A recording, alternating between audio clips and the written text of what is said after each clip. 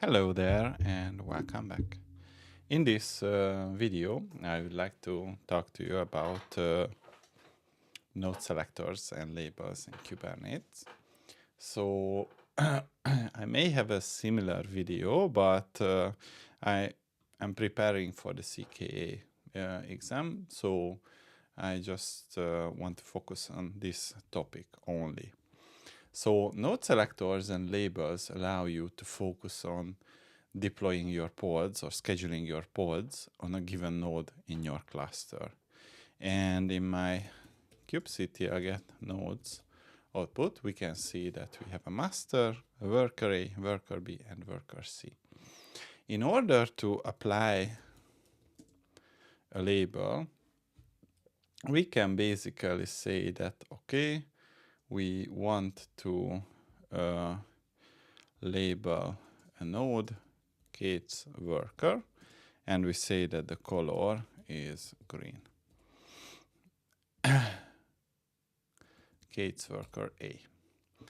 And if we check the kubectl describe node Kate's worker A, we can see in the output under the labels that the color green is there. So this gives me a possibility to say that I want to schedule a node, pod on this given node. And I have example node selector.yaml. So the API version is v1 and the pod is my pod. Namespace is default, which can be omitted if you don't want to use it. And this is going to be called, let's call it blue. What was the name? Green.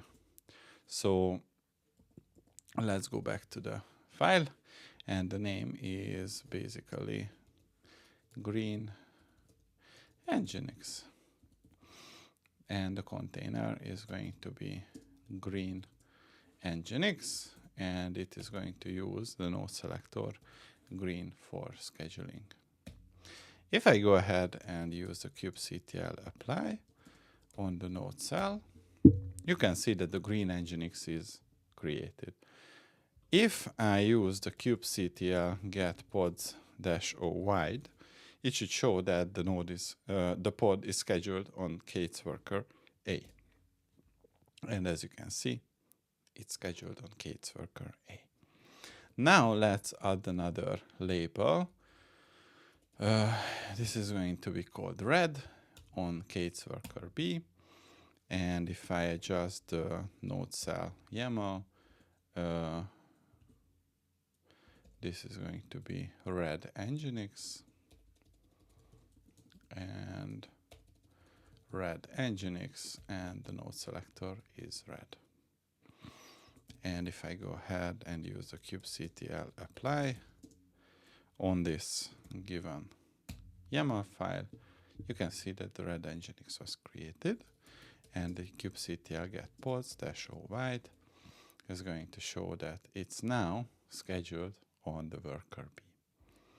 And this is one of the ways that you can control which pod goes where in your infrastructure, which node. And I can use a kubectl delete pod green nginx and the red nginx, and kubectl get pods, kubectl get pods, no pods in the default namespace, so I can use the kubectl label node Kate's worker A with the color and the dash to remove that label. And let's remove it from the B as well. And I don't think I have labeled C. So this is one way to control which pod goes where on which node. And this can come in handy. See you in the next one.